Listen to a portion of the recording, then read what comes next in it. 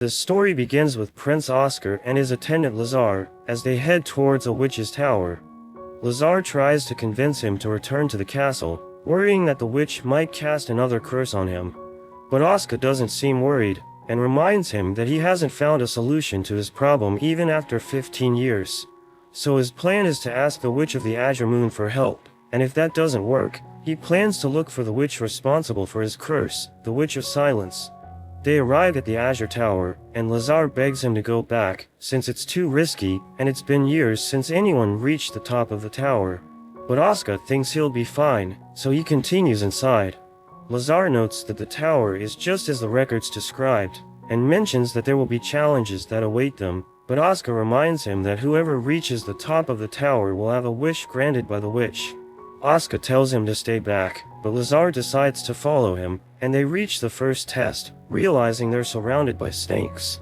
Oscar knows they're not venomous, so he remains calm, knowing the real challenge is a mathematical theorem which was famous for being unsolvable. But he knows the answer, because it was discovered a decade ago, so he passes the first stage. At the top of the tower, a girl named Latola reports to the witch Tinasha, saying they have visitors. Latola mentions they have passed the first test, but Tinasha wonders if they can get past the first guardian. Meanwhile, Oscar defeats the first beast with a single attack, and Lazar is frightened, but Oscar thinks it was a good warm-up. They continue on, reaching the halfway point, and we learn that the last person to reach the top was Oscar's grandfather 70 years ago, and he was the only survivor of a 10-man expedition. Oscar reaches a room with 2 gargoyles, and they attack him, but he easily defeats them. Latola reports their progress to Tinasha, who is surprised that Oscar is passing through her trials on his own. Lazar is relieved that they were able to defeat the gargoyles, but the floor suddenly collapses, and they become separated. Lazar tells him to go on, and he apologizes for not being able to see Oscar become king, as he falls into the void. Oscar reaches the top of the tower, and Tinasha appears before him. He thinks she doesn't look like a witch, and Tinasha reveals that Lazar is fine, so they have time to enjoy tea together. He wonders if she alters her appearance with magic, but she explains that witches live longer than humans, and her body has stopped aging.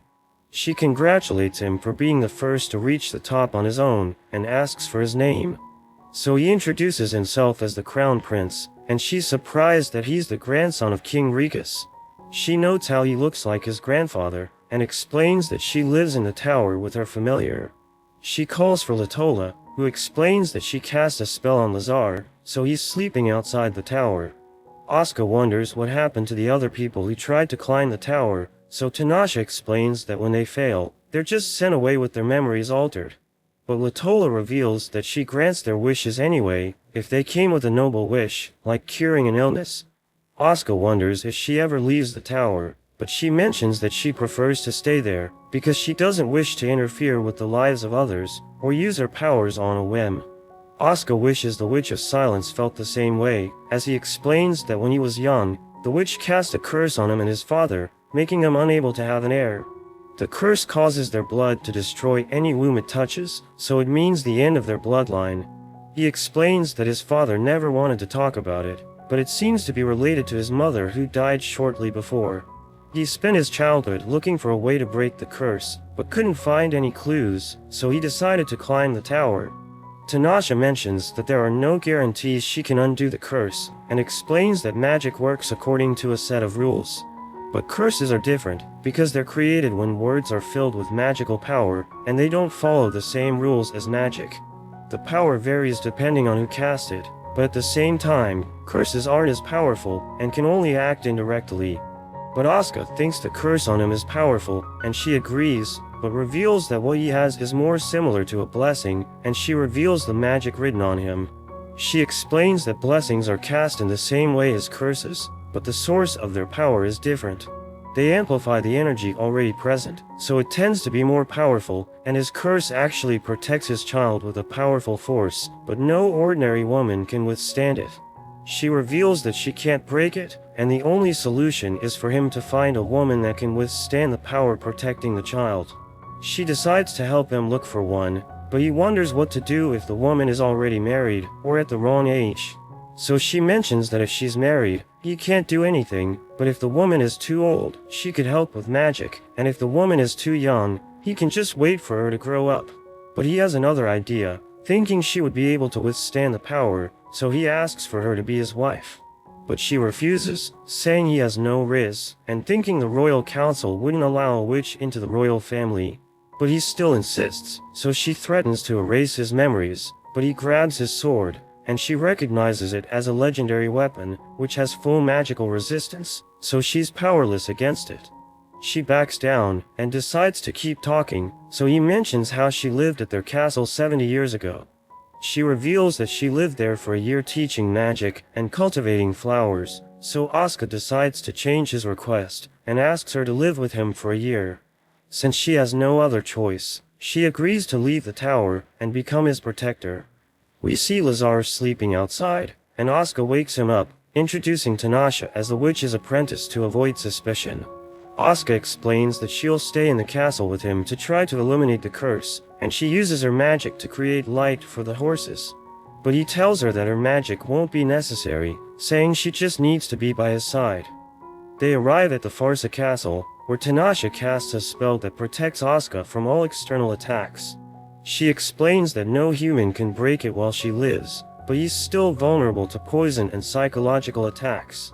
She wears her apprentice attire, and mentions that she left the tower to nullify his curse, but he insists that she just marry him, but she tells him he has El-Riz.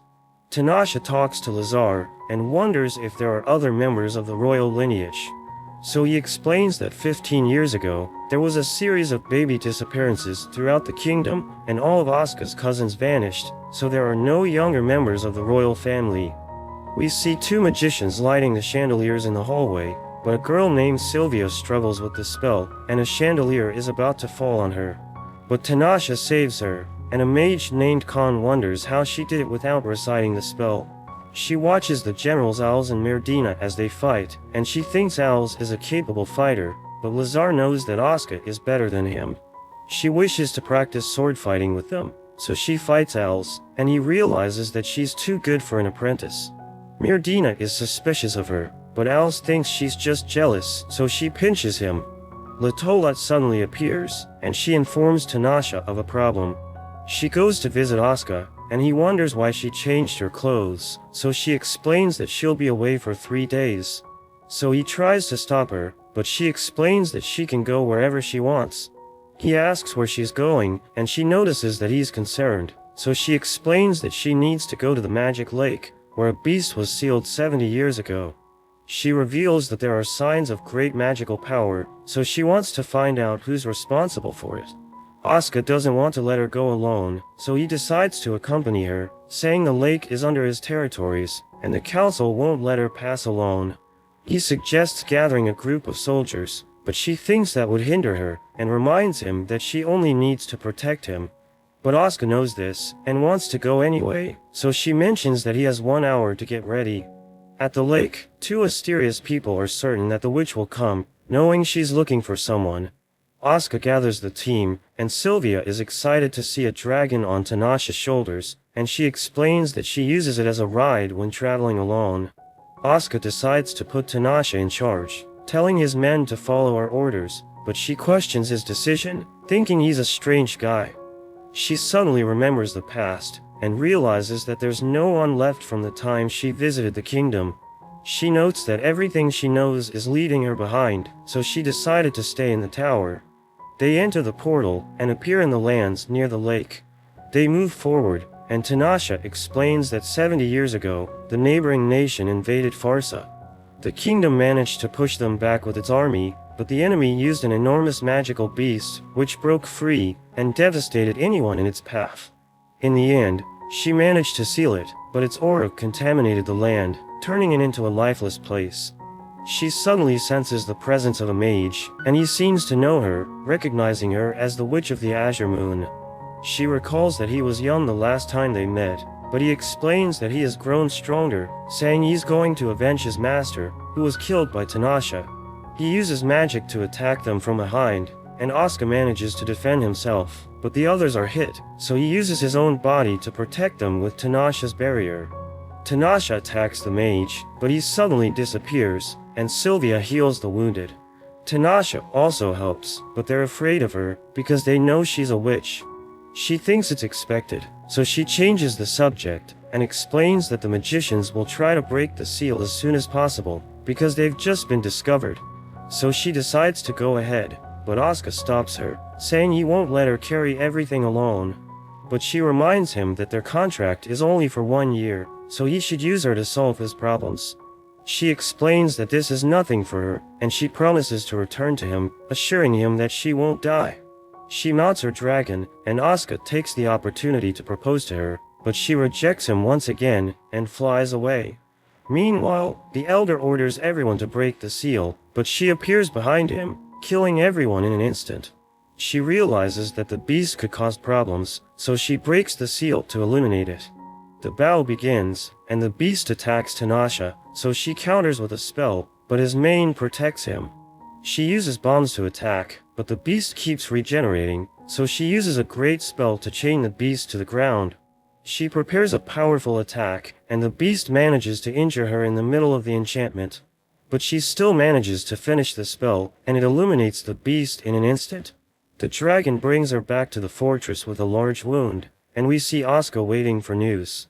Sylvia reveals that the wound doesn't appear to be serious, because Tinasha was able to patch herself up.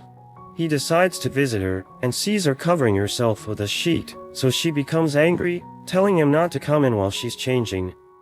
After dressing up, she explains that she suffered severe internal damage, so she accelerated her growth to recover.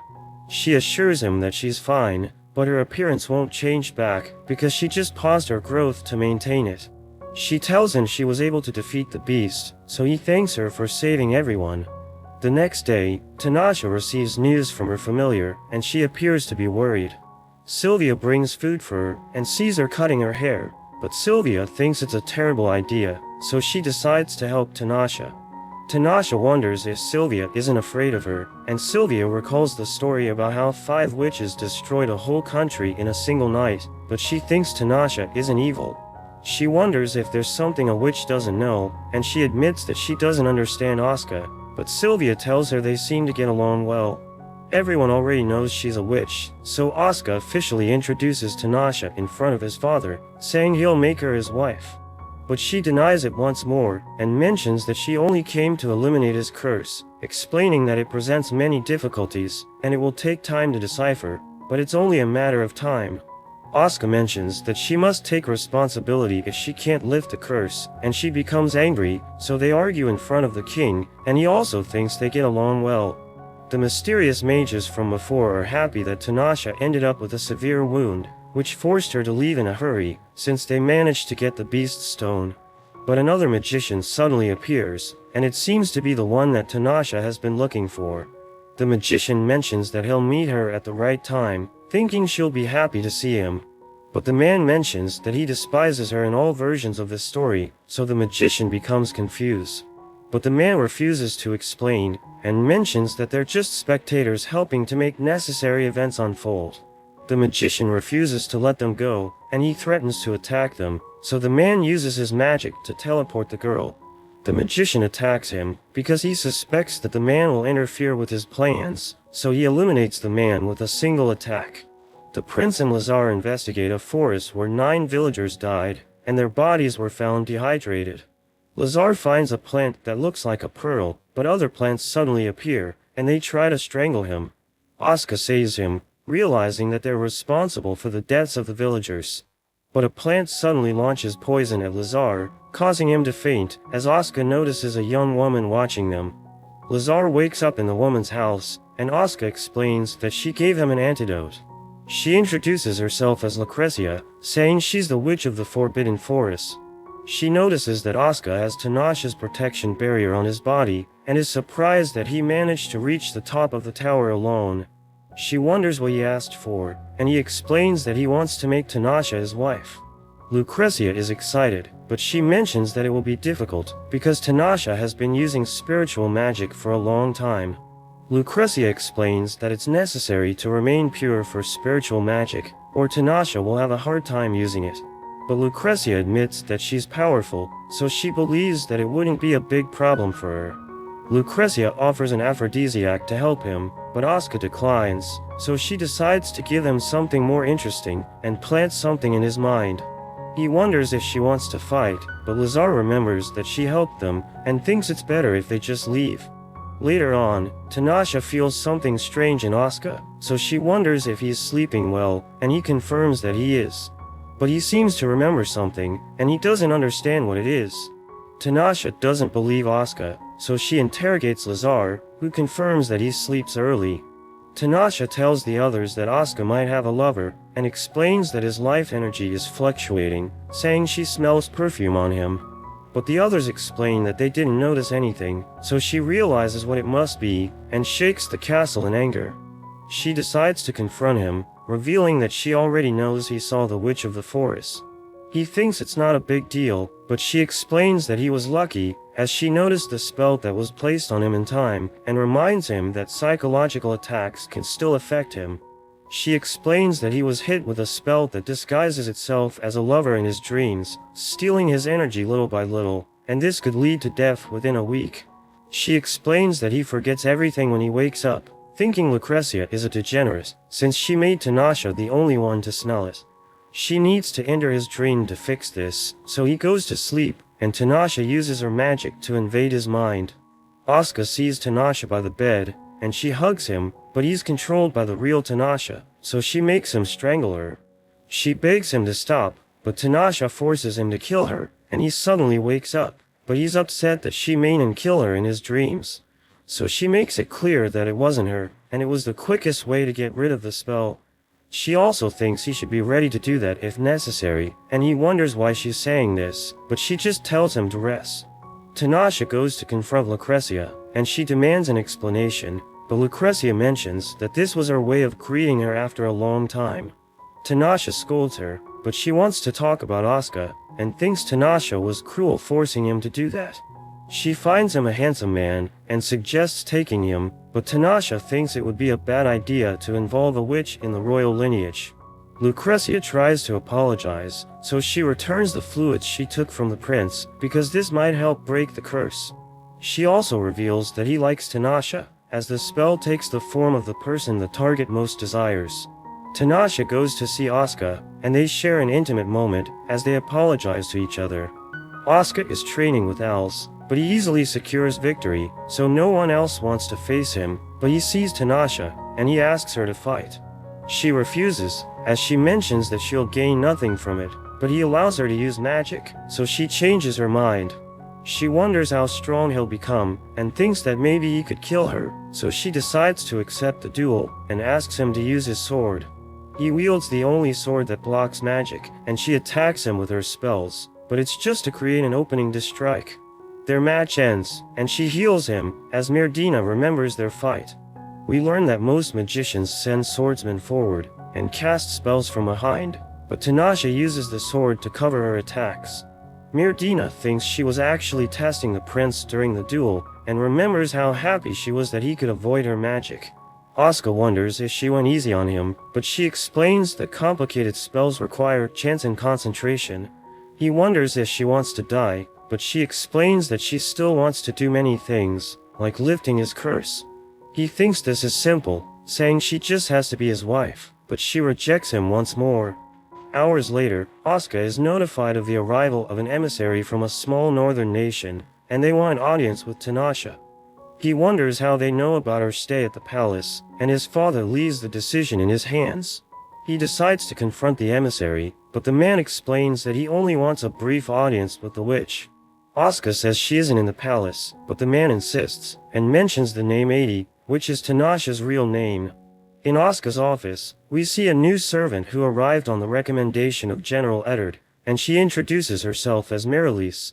Tinasha sees her aura, and knows exactly why she's in the palace, so she becomes surprised, but Tinasha assures that she won't bother her. Tinasha talks with Lucrezia, who already knows about her sparring match with Oscar. Lucrezia wonders if she wants to die so much that she's teaching him to fight, thinking he's already too strong. Lucrezia doesn't want him to get stronger, thinking he could kill them with his legendary sword. so she tells Tinasha to leave Farsa if it's hard to remain neutral. She admits that she thought it would be good if someone could kill her, while thinking it's good to have options in case something happens, but maybe she's already tired of looking for that person. Asuka and Lazar suddenly appear, telling her about the guest, and Asuka mentions her real name. She meets the emissary, who calls her 80, but she tells him not to use that name. She asks him what he wants, and the man reveals that the nation of Kuskal has given rights to persecuted magicians, so they can now develop and use their skills, and they need her help to expand their knowledge further. She tells him that she's in Farsa as the prince's protector, and only agreed to see him because of Asuka, but she doesn't see the point in listening to someone who hasn't even climbed her tower. The emissary leaves annoyed, because his plan didn't work, and he realizes that he needs to separate her from Asuka. He sees Merdina reading, and he comes up with an idea. The duo talks with Lucrezia, and she also doesn't know about the magician's nation, but mentions that she felt a strange magic to the north, similar to the magic lake. Merdina suddenly tries to attack Tinasha, accusing her of being a deceitful witch of the hearts of men, and orders her to leave the country. She's used to accusations like this, but never tried to harm anyone, or wished for anyone's heart. Asuka comforts her, and Lucrezia notices that Merdina is under mind control, so she agrees to help her, but mentions that it won't be cheap. A few hours later, Lucrezia mentions that she managed to treat Merdina, but Tinasha ignores her. The next day, she calls Asuka to her tower, and explains that she sent a familiar to investigate the north, but wants him to start training with her. She attacks him, and after the fight, we see her healing his wounds. He wonders why she's doing this, but she just explains that she wants him to have all the possible options to take the best path in the future. They continue training, and Asuka loses every time.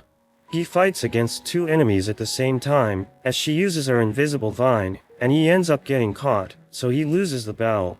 She explains that he saw the vine when they fought at the palace, so she asks him to focus more on the battle. She suggests that he rests, but Asuka falls asleep on top of her.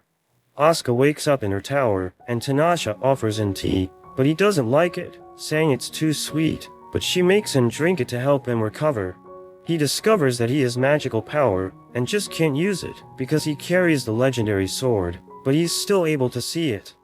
She creates a test, and traps him inside a circle of fire, telling him to cut the flow of magic. So he focuses and perceives the flow, and he manages to break the core of the magic. A group of adventurers suddenly appear to conquer the tower, and Tinasha makes an offer, explaining that they just need to defeat Asuka, and she'll grant them any wish. They prepare for the fight, but Asuka easily defeats them, so she ends his training, but he wonders if he now has a chance to defeat her. Latola appears, and she brings information about Kuskal. Tinasha shares that there are 200 magicians gathered, including spiritual magicians, and Lazar is surprised, since usually only 20 to 30 magicians are expected. Asuka imagines that they're planning to start a war, and wonders who their king is. Al suddenly appears, and he reports that General Eddard has passed away. They hold a funeral, as Marilis cries, and Asuka remembers Eddard training him as a child. Lazar explains that his belongings will be delivered to his close relatives like Al's, who learns about Asuka's curse, and wonders why Tinasha doesn't want to marry him, but she remains silent. She explains that there's still half a year until the end of the pact, and assures everyone that she'll be able to lift the curse. She accidentally breaks a sugar bowl, and Asuka wonders if she can't fix it. So she reveals that she can't undo what has been done, and although she can stop time, she can't make it go backward, saying all living things share the same fate of death. In an alley, Marilis confronts the emissary, and she reveals that his king killed someone dear to her, so she can't forgive him, and she orders the beast to devour him. We see someone carrying Tinasha, as he calls her 80, telling her that something important is going to happen, but she feels sleepy. She suddenly wakes up, and finds Asuka worried about her. The next day, he's called by his father, who wants to talk about his future wife. He knows she needs to be a woman with great magical resistance, so he asks Tinasha to find one, and she reveals that Marilis meets the requirements. He learns that she has sealed magical power, but her magic exceeds that of a court mage, making her a potential wife. Tinasha explains that magic is passed down through the family line, and when one generation dies, their descendants inherit all the magic. Asuka rejects the proposal, but the king pleads with him to try to get to know her better. In the office, Asuka asks Miralise about her magical power, and discovers it was sealed twice, once by her mother, and once by a master.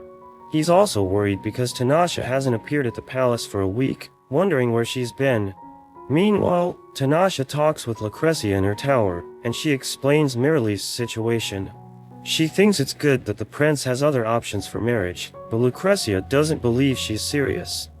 After some time, Asuka enters the tower, asking Tinasha why she's been hiding from him.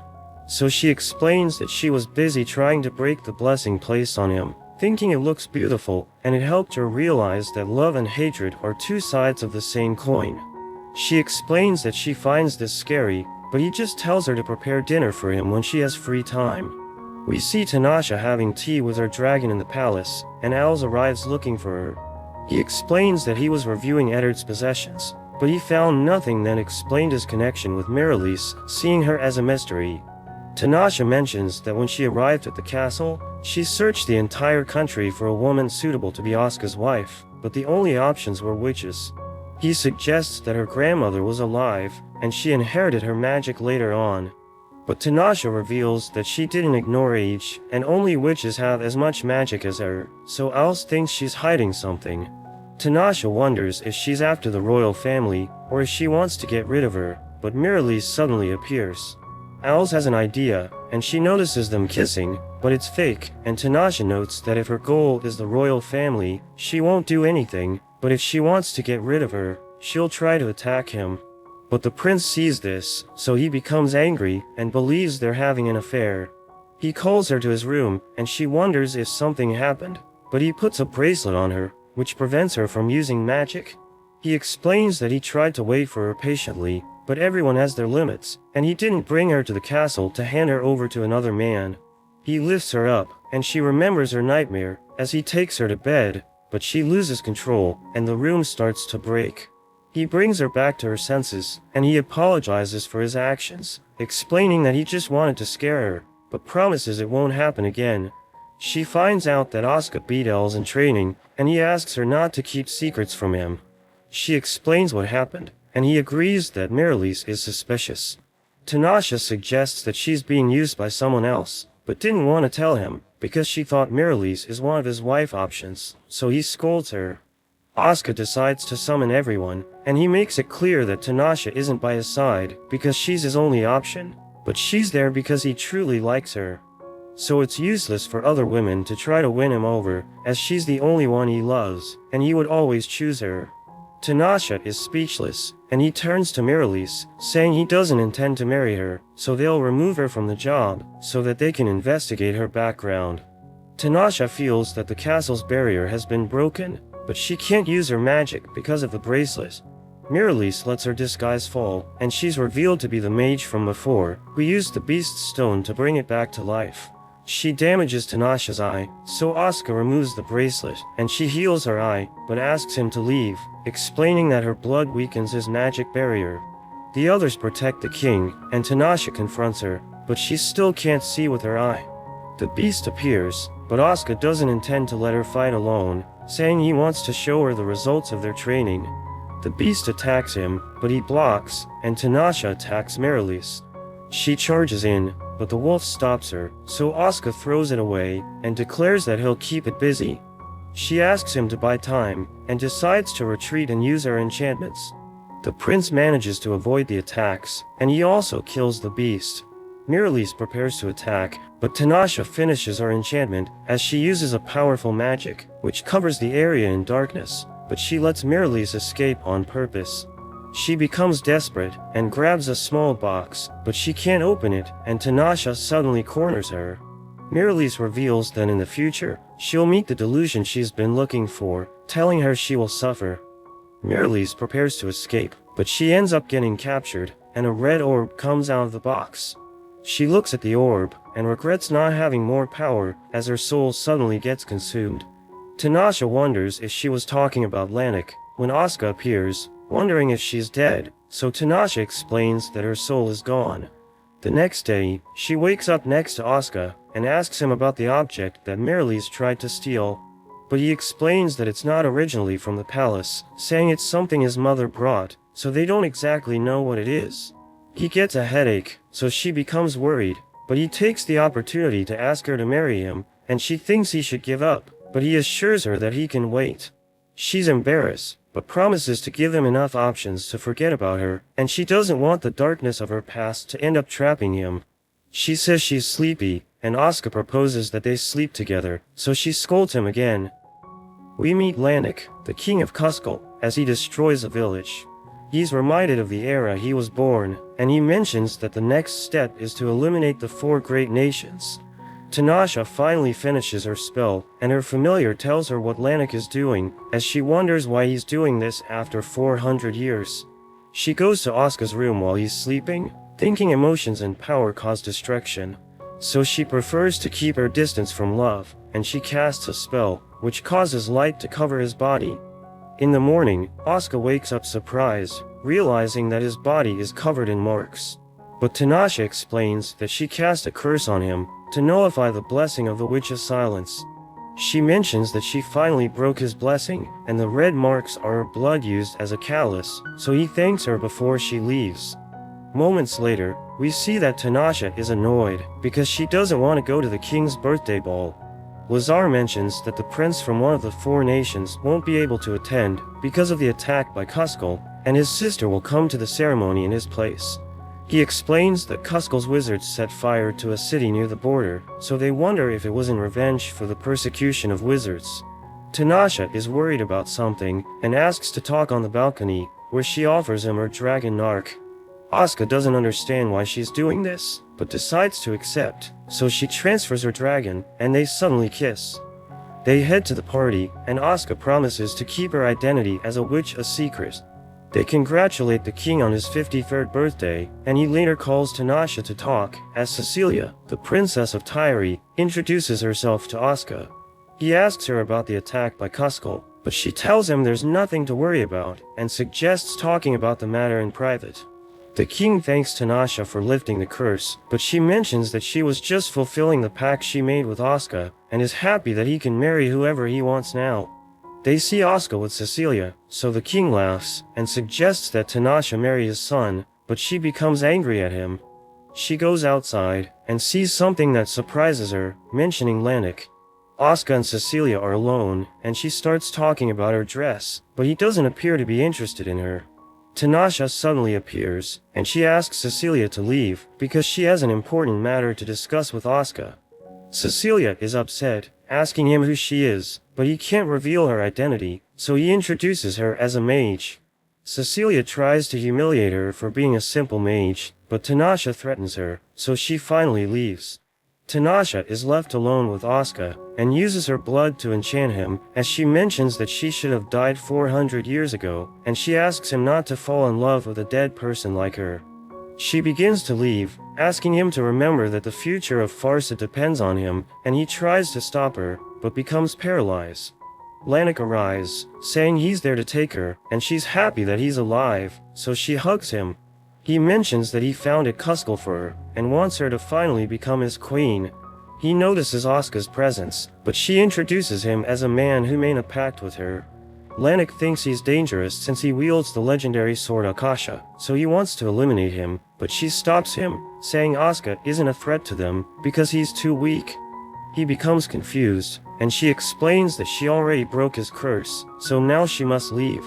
He draws the sword to face Lanik, but she defends him, as Oscar realizes that he has a chance to defeat her thanks to her training, but notes that she's willing to face him for Lanik. They decide to leave, and Oscar is left alone frustrated, so he decides to go to the forest to seek answers from Lucrezia, but she suddenly appears, and tells him to spare the trip. She's there to confirm that Tinasha is really gone, and she tells him that she also received an invitation to go to Kuskal, but she rejected it, thinking a witch in Kuskal could bring problems to the continent. Oscar wonders what kind of relationship Lanik has with Tinasha, so she explains that she has been looking for him since she became a witch, and now they finally reunited after a long time. Oscar thinks Lanik seems strange, but Lucrezia thinks he's jealous. He insists that she's irreplaceable, so he'll kill Lanik to bring her back, and will only let her go if she insists on being with someone else. Lucrezia notices that he has already made up his mind, so she decides to tell him everything she knows. She reveals Tinasha's full name as Adi told her, and they're shocked because her last name comes from the magical empire that was destroyed 400 years ago, so Asuka realizes she was royalty.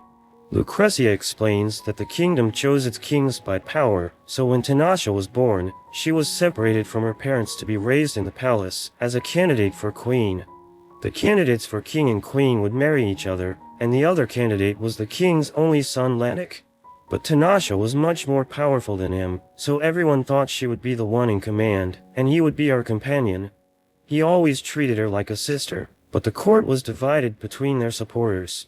The king eventually fell, and disputes broke out, but Tinasha was more powerful. So Lanik's faction devised a plan to prevent her ascension to the throne and increase his power. When Tinasha was 13 years old, she suddenly woke up in Lanik's arms, with him taking her to a cathedral, where he stabbed her multiple times, in a ritual to steal her power. But Lanik suddenly loses control of the situation, and her overwhelming power creates a whirlwind, so he flees, as she controls the magical energy. So things calm down, and her stomach is completely healed, but she spends 3 days agonizing without being able to move. The entire kingdom of Tuldar disappears that night, and the magic absorbs the souls of the people who died, creating 5 magical lakes across the continent. After she recovered, she became a witch and built a tower in the same place as the kingdom of Tuldar, and has been searching for Lanik ever since. But Lucrezia doesn't know why, and Asuka wonders what she feels for him. So Lucrezia mentions that Tinasha deactivated his magical protection so that he won't become a target for Lanik, and also gave him her dragon, so the answer is obvious, and he decides to continue with his plan to kill Lanik and retrieve Tinasha. Moments later, the king explains that Kuzco declared war on the 4 nations, and his assistant mentions that Tyre sent 10,000 men to Kuzco. But they were wiped out, and Kuzco lost less than 50 wizards. At the same time, the 5 largest cities of Tyre were attacked, causing thousands of deaths. The buildings remained intact, but all their citizens disappeared, and it all indicates that Tinasha did this. So the king explains that the other kingdoms are asking for Asuka's help to get rid of her, because he's the only one who can defeat her. But he refuses, thinking they don't know the truth, so the king becomes irritated, and asks if he was enchanted by Tinasha. But he has already made up his mind, so the king realizes that stubbornness runs in the family, and mentions that he'll leave it in his hands, as long as he takes over as king, and he's surprised to hear this, but he accepts the offer. The prince of Tyre named Roos thinks about how he was easily defeated by wizards, and decides to gather his troops again, so that he can lead them personally. But Tinasha suddenly appears with 2 wizards from Kuzco, and declares that everything will end in 2 weeks, so she asks him not to attack the wizards until then. He doesn't understand what she means, and calls her a filthy mage, thinking the powers of the wizards disturb the world of the only true deity, Ereturdia. But Tinasha wonders if he's studied the history of his own kingdom, and declares that they're responsible for countless atrocities, such as killing babies, or burning mothers while holding their crying children. She mentions that Tyre is the only nation that still considers itself superior to others, since no other nation with such prejudice survived the 300 years after the Dark Ages. So she guarantees that he's doomed if he continues down this path, and she decides to leave.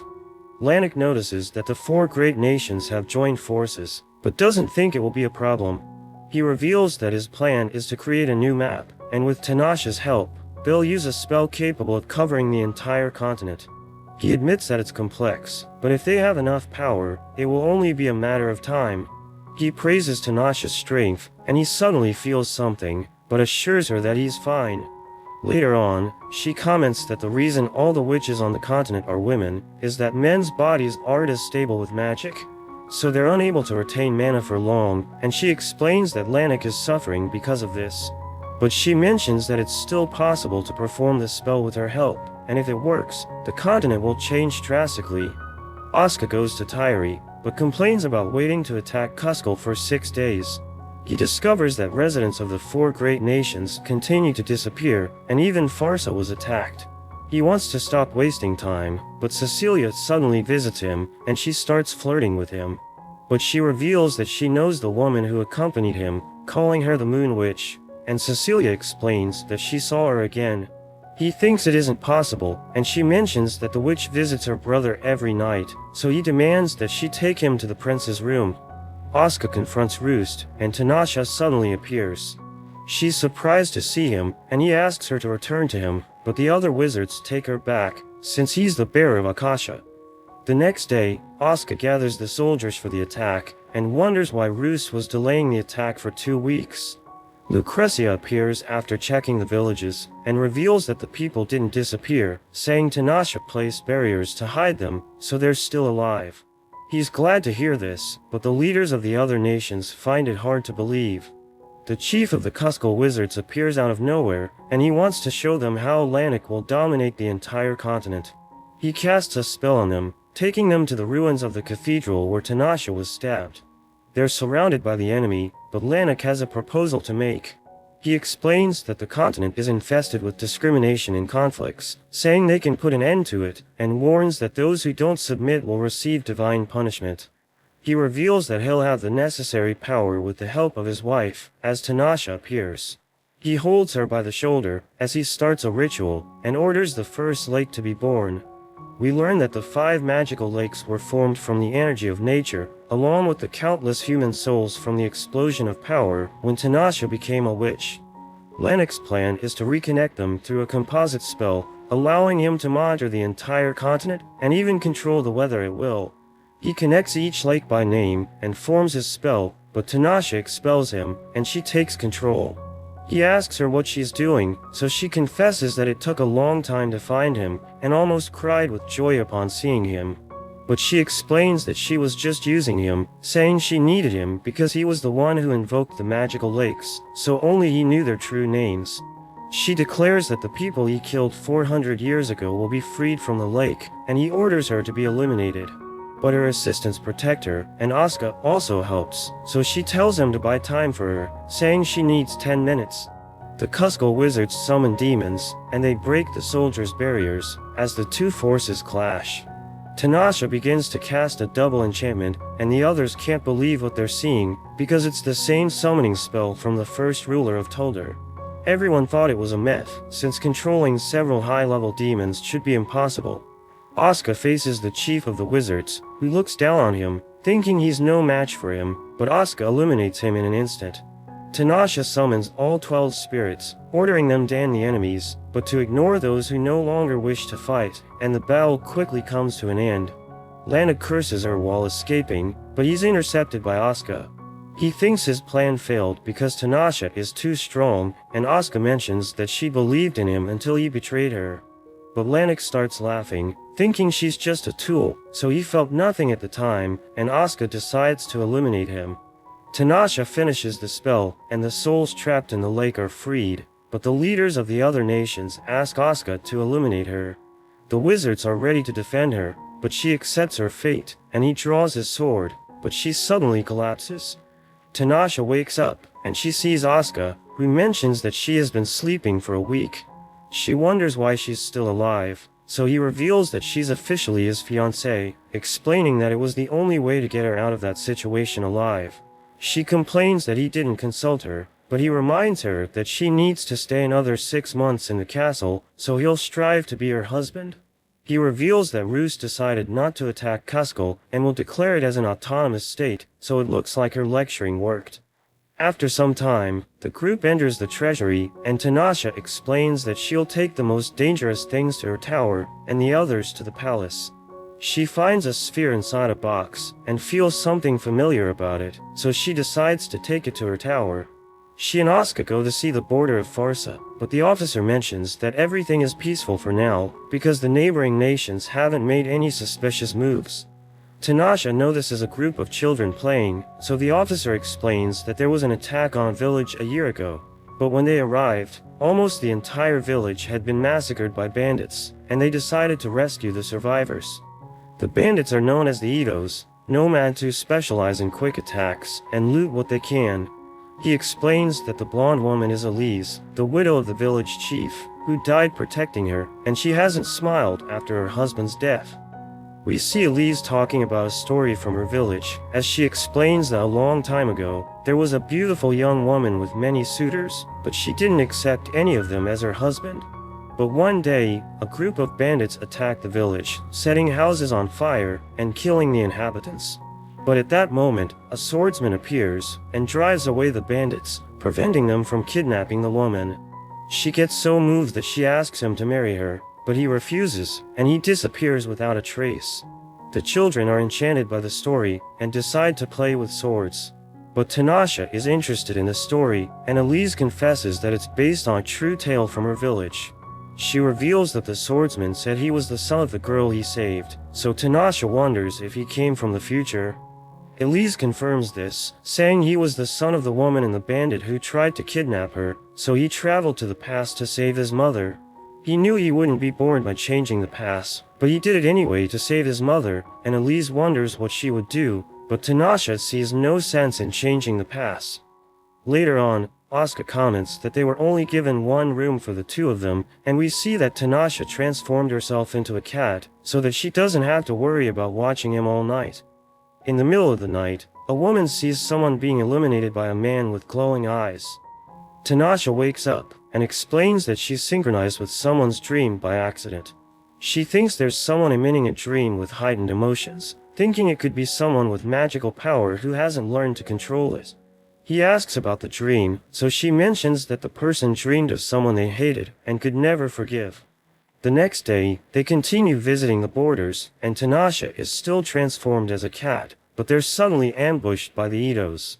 The leader is named Javi, and he prides himself on living off looting, declaring that he wants the woman he couldn't kidnap a year ago, so he's willing to have a duel for her. They go to Amalven, and Javi explains that this is a sacred land for the Itos, because it's said that a god visited this place. Tinasha feels something strange, so she wants to teleport them to the castle's training field, but Asuka thinks they won't accept it, and assures her that there's nothing to worry about, because he'll finish it quickly. Asuka mentions that if he wins, they'll be forbidden from looting on his kingdom again, and warns that if they don't comply, he'll hunt down the Itos. Elise appears, and we learn that she's the girl Javi tried to kidnap a year ago. She recognizes him, knowing he's the man who killed her husband, and the duel begins, but Asuka easily defeats him, cutting off his arm. But Elise is worried, and tries to help him, even though she hates him, so Asuka is moved, and he asks Tinasha to stop the bleeding, but this awakens a whirlwind. Tinasha immediately teleports the others to the kingdom, but a being from the depths of the mountain emerges, so Asuka throws his sword to destroy it. But the ground splits open, and Tinasha falls into the abyss, so he jumps to save her, and they fall into the water. She becomes agitated, saying she hates getting wet as a cat, so he tells her to return to her human form. She comments that she wasn't feeling well because of a magical interference, and it seems that a power from the earth attacked the mana in her body. They realize they're below the sacred land of the Itos, and imagine that the drawings are their history. He reads something about magical spheres and the memories of a clan, as Tinasha finds something about the god who attacked them. It mentions that the deity of the north found demons hiding among humans, so he killed them, and everyone thanked him for this, but they created a resting place for him out of fear. She explains that the term devil fiend refers to wizards in the Dark Ages, so apparently, the being reacted to magic, and allowed them to discover who the wizards were. She also discovers that wizards who approached this being were affected psychologically and physically, so they lost control, and caused harm to others. Asuka realizes what this means, and understands that he's the deity worshipped by Tyri, and the being responsible for the persecution of wizards. Tinasha decides to handle things alone, and mentions that he doesn't have Akasha, so she asks him to stay. But he refuses, and decides to use a sword he found on the ground. Later on, they find Elise, but they realize she's possessed. Asuka tries to attack her, but the sword breaks instantly, and he notices that Tinasha doesn't seem well, as she explains that she's being affected, because part of her magic isn't innate. He realizes that it will be difficult to save Elise, and Tinasha thinks the being in the drawings was another possessed human. She thinks the only solution is to attack her with Akasha, and they notice that the sword fell nearby, but Asuka mentions that Elise would also die if he does that. Tinasha admits that she doesn't want to do that either, but if the deity reaches the surface, every wizard who approaches her could lose control, and they will cause destruction wherever they go. But Hobby suddenly appears, and begs them to not kill her. So Tinasha changes her plan, and takes a sphere, asking Asuka to kill her if she becomes a threat to the world. He agrees to this, so she becomes confident and kisses him. She begins her plan, and eats the sphere, as he runs to recover Akasha. She draws the deity's attention, saying she was awakened by her magic, and she introduces herself as the Azure Moon Witch. Hobby holds her, as Tinasha absorbs her energy, and places it in the sphere.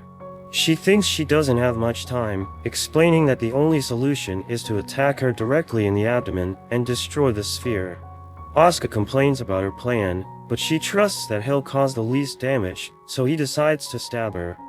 But after some time, we see that Tinasha was able to survive. She asks about Elise, so he explains that she was left in the village ruins with Javi, and can return to the fortress at any time. He wonders if she will sleep in her human form while he's there, and she mentions that she wants to relax, so she'll trust his self-control. But he catches her off guard, and gives her a kiss, causing her to blush.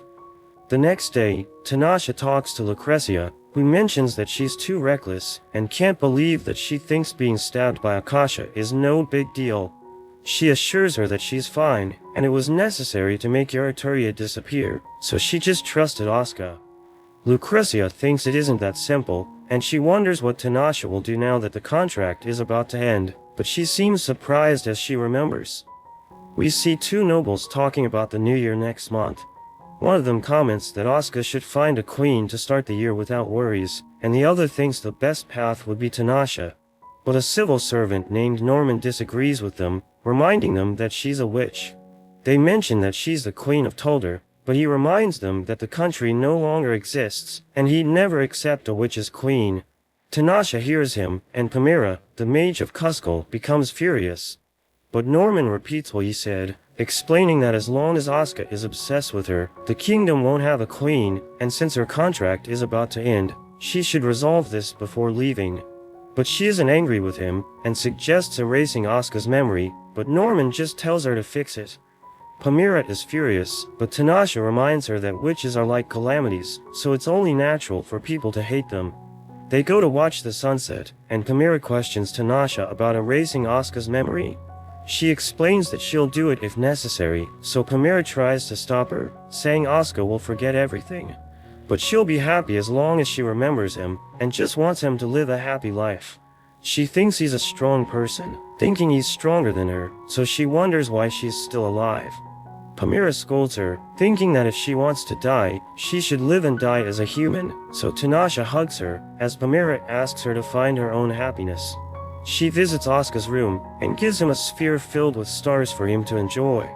He thinks she looks sad, but she assures him she's fine, and is about to use a spell, but he notices and stops her.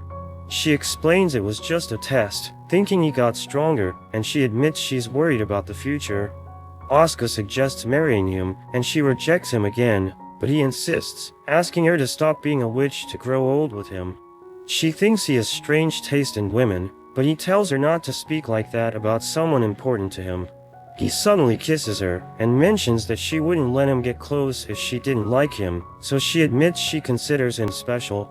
He hugs her, leaving her touched, and they're about to kiss again, but are interrupted by Lazar, and Asuka tells him he's getting busy. But it seems the barriers have been broken, and Tinasha notices the city is being attacked. The knights try to deal with the demons, and Norman is about to die, but Tinasha saves him just in time. She orders him to stay in the castle, and he asks her to take care of Asuka. So she flies up, and summons 5 of Tolder's spirits, which start fighting the demons, as she makes it rain to put out the fire. Asuka tries to help a maid, but she suddenly attacks him, and Tinasha sees him on the ground, so she becomes worried. She sees a needle in his finger, so she gets desperate, and starts casting a spell, realizing that he's poisoned, and Lucrezia knows that the poison is arika. She thinks there's nothing they can do, and she's only delaying his death by stopping time. But she thinks there is a way, and the only solution is to transfer the poison to her body. Lucrezia thinks she's crazy, but Tinasha explains that she has a lot of magic and can stop time, so she can probably endure it for a day until she creates antibodies with her magic. Lucrezia thinks she's going to die, knowing she won't be able to use magic since she'll be busy agonizing. She explains that this is why she needs her help, and Lucrezia realizes she's determined to give her life, so she agrees to do her best. They tie her to a chair, and Lucrezia warns that she doesn't know how long it will take, so she might die from the pain. But she agrees to continue, asking Lucrezia to finalize the spell and erase all of Oscar's memories if she dies. But Lucrezia refuses to erase his memories, thinking he'll need to carry the guilt for his whole life. Hours later, he wakes up cured, and everyone is relieved, but they tell him he was just sick. He doesn't remember anything, but feels like someone is missing. He decides to sleep more, and sees the sphere, but it's empty. Later that day, Norman asks him if he has decided who will be his queen, and this immediately makes him remember Tinasha. So he looks for her, and finds a secret room, but Lucrezia is frustrated that he remembered so quickly. She shows him Tinasha, and tells him that the poison was transferred to her body.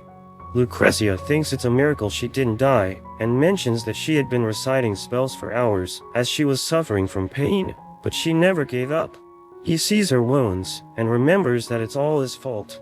She later wakes up, and Lucrezia decides to take care of her wounds.